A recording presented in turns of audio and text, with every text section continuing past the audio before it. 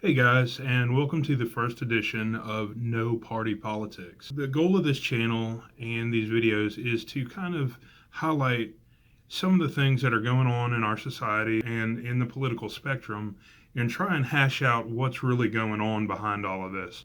Nowadays, it seems that there's a rift between the political parties, the left and the right, and the left wants to blame the right for everything, and the right wants to blame the left for everything. And the result is, well, there's a lot of problems. So, what do I mean by that? Well, the first thing I want to talk about today is the news. In the news, we get a lot of headlines and a lot of buzzwords these days and a lot of opinions. And what I mean by that is a long time ago, back in the 70s, 80s, whatnot, the news used to be about news. So they would report the facts. This person went to this location and did this. Nowadays, it's like a right wing crazy person went and did this against a bunch of gay people. Or a liberal has done this crazy thing to a pregnant mother or something along those lines. These are things that have kind of happened. I don't have any specifics on that, but that's basically the direction we're going in. So what the news has become today is it is fueling the divide between the right and the left. So how do I mean? Or what do I mean? Well, I came across an article the other day on social media, of all places. And the headline of the article was Trump official revises Statue of Liberty poem to defend migrant rule change. So, what do we get from that headline? I have a background in debate, so do a lot of people that I know. In fact, the person that posted this link or this article is a person I met on the debate circuit. The reason that's relevant is because in debate, we usually try to ignore things that we consider to be outlandish or things that we consider to be polarizing. We like to stick to the facts as much as possible. That's not always the case, but we try to. Anyway, so this headline, Trump official revises Statue of Liberty poem to defend migrant rule change. So a couple things come to mind. When you read that headline, you think, wait a second. Okay, so we're talking about that plaque that's on the Statue of Liberty. And the plaque says, okay, the actual passage reads in part, give me your tired, your poor, your huddled masses, yearning to breathe free. The wretched refuse of your teeming shore, send these, the homeless, tempest lost to me. I lift my lamp beside the golden door. That's the original poem, so to speak, or part of it. So while this guy, Mr. Cusinelli, I hope I'm saying his name right, excuse me if I'm not, is an immigration official. And what he says, or his addition to that, it says in the interview, he added that immigrants are welcome who can stand on their own 2 feet, be self-sufficient, pull themselves up by their bootstraps, again, as in the American tradition. So basically, there was kind of like a press conference or something like that, and he was asked about this poem that is at the Statue of Liberty, and he just added that little into it, saying that, yeah, they should be able to stand on their own 2 feet. Whether you agree with that or not, that is an entirely different picture from what you get when you read that headline. And this is backed up by a lot of the responses on this post. But, you know, when you read Trump official revises Statue of Liberty poem, so the first thing I'm thinking is that he has made some sort of official revision to the poem. and that he has added these words, and now they're going to replace the plaque or whatever it is where this poem is displayed, and they're going to add these words to it, which sounds outrageous. And if that was the case, that's pretty much some cause for outrage. But the problem is that he did no such thing. He just basically put his own opinion in there. Now, I don't necessarily agree with that. I think that there's some other ways that we can tackle this issue. But again, the headline kind of says or implies that some official thing has taken place. And then it goes further than that. Not only does it say that this immigration official revised this poem, or at least that's the message that we get from it, it ties it to Donald Trump. Now, Trump has said a lot of things that I disagree with. And sometimes I wish that I could find, what's going on with him. Does he have speechwriters? Does he have someone to kind of read over what he posts before he puts it on Twitter? Or, some of the things he said, it's just like, wow, are you really thinking about what's coming out of your mouth? But the fact of the matter is they tied this to Donald Trump. Donald Trump was nowhere around. He said he didn't say any of this. But this is just one of those ways in which the media is stoking the fire of this division between the left and the right. Now, Trump's done his own fair share of this. He's stoked these fires himself with some of the things that he said, not some of the most intelligent things, whether or not they're intentional to divert us, divert our attention while he does something else in the background. That's a theory. But whether that's true or not, I think it's fair to say that he's added to the divisiveness a fair share on his own. But the problem is that here, in this article from the BBC, he had nothing to do with this. So what happens? What comes of all this? Well, people start to form opinions. They get brainwashed. They start to see the right, or they try to vilify the right, or on the other hand, they may try to vilify the left. And speaking of social media, this is where I found this post. Social media these days does its own fair share of brainwashing itself. So what do I mean by that? A lot of articles get posted like this with leading headlines that want you to kind of think one way, knowing that most people will just look at the headlines. They won't actually read the articles. So there's some responsibility on the media itself. Trump loves to use the term fake news. Well, I'm not going to say it's fake news, but it's definitely directed. Like, it's real, but it's trying to get you to think one way or another, which is not what news needs to be. News does not need to try to be a guiding light. The news needs to show us what's going on, where it's happening, maybe why it's happening, if that can be surmised, but definitely not to try and steer us towards one opinion or another. That, in my mind, is not what the news is for. What's going on here is that, a lot of this negativity on social media is coming of this. And the fact of the matter is that when a person is bombarded with negativity and they are constantly shown that this is bad and this is bad and people are doing this evil thing and that evil thing, a lot of times with those things not even being true because they're headlines, engineered headlines at that, what's happening in here is that people's mindsets, their moods, their entire attitudes are changing. There is something on Facebook, there's kind of a phenomenon going on Facebook and other social media outlets of this brutality that we wouldn't necessarily exhibit speaking with someone face to face. So what do I mean by that? I'm guilty of it. I'll be the first one to admit.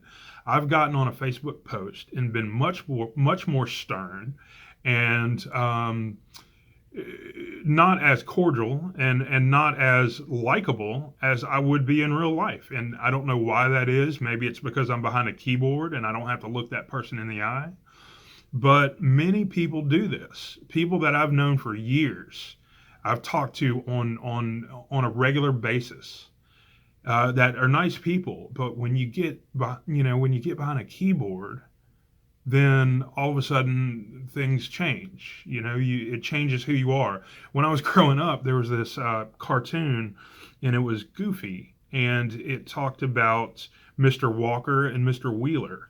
I'll never forget that for some reason. And Mr. Walker, left his house in the morning. He was a nice guy, picked the flowers, pet the dog, that kind of thing, and always had a smile on his face. But when he got behind the wheel of a car, it was like a switch, flipped inside of him, and he became this Mr. Wheeler.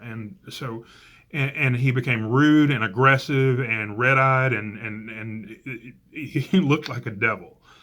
So why is this relevant? Well, some of the same stuff is happening with social media. When people get behind keyboards, they become rude and aggressive and angry.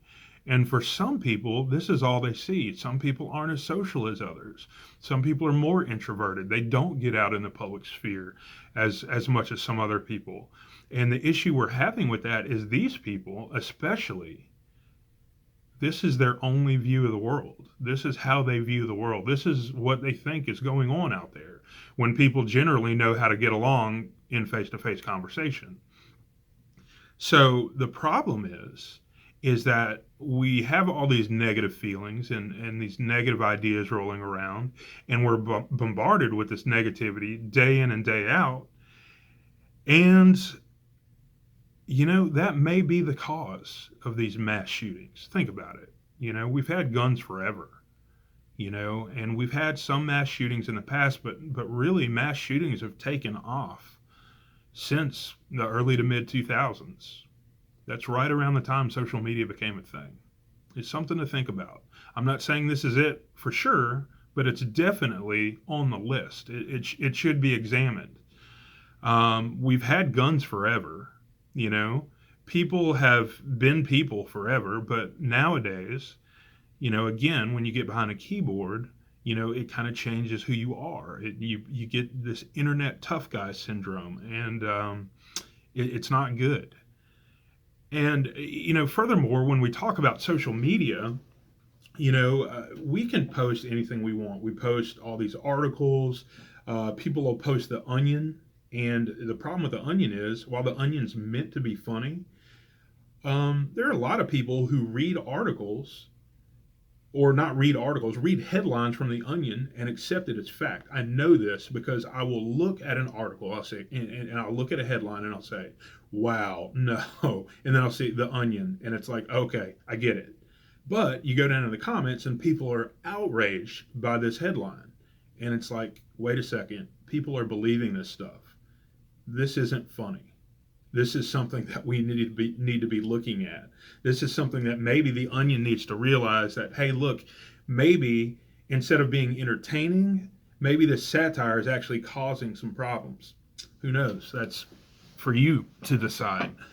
And there's no culpability. So when Joe the plumber gets off work and he goes home and he sees an article like this, an article that incenses him, makes him angry, then he shares it, and then all of his friends see it, and they share it, and then all of a sudden, all around social media is this article that is saying something or implying something that didn't really happen, and people are getting angry about it, but there's really no reason to be that angry. Like, I can understand being angry because this guy said that, because it's kind of a jerk thing to say, but at the same time, it's not what you think it is. And because there's no culpability, there's no one held accountable for it. This, and to use Trump's words, I cannot believe I'm quoting Donald Trump, but to be honest with you, it's fake news. That's what it becomes, and that's the danger of it. And the results are staggering. Without generating any real statistics or numbers, I admit that I'm not doing that, and usually I like to be very factual, but there's not much research on this. But this negativity and this idea of party politics and the shift of focus away from like togetherness and, hey, let's work on this, towards this isolationist type political ideology to where if I'm on the right, the left is bad.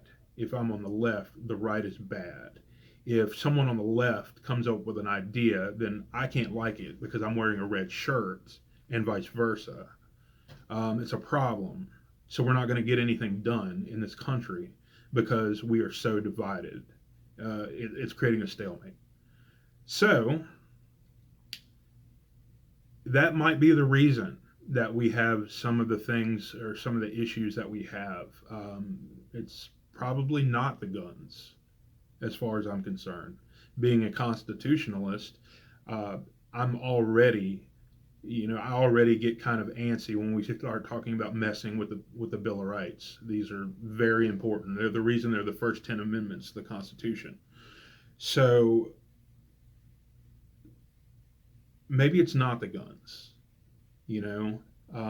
I'm pretty sure it's not the video games. It's not the violent video. I played violent video games. I grew up in basically the first generation of real gamers. We played Mortal Kombat and, even later on Call of Duty and all this stuff. And I never wanted to pull someone's spine out, through the top of their neck, just because Sub-Zero did it on Mortal Kombat. So there's all this false blame going around, and really, I think what the problem is, it's this idea of party politics, this division between the left and the right. What the news has kind of done to stoke these fires, what social media is doing to stoke these fires, and the answer is. And it's not going to be something that's easy to fix because it's something that everyone is going to have to be responsible for on a personal level. The fix to this is read these articles. Stop with the knee-jerk reactions.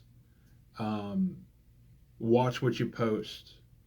Memes. I know you guys love memes. Sometimes I like them too. Sometimes they're funny. But memes can be just as dangerous. Because people believe this stuff. Some of these things that come out in memes, like I said, most of them are meant to be funny, but some of them are political and they get you thinking. And then you have to research and you realize, well, that's not necessarily the case. So, before you post your memes and before you post your articles and before you fly off the handle at someone on social media that has a different opinion than you do, each of us, each American, each citizen of the world, really, is going to have to sit down and think about what we're doing. And that's the hardest thing.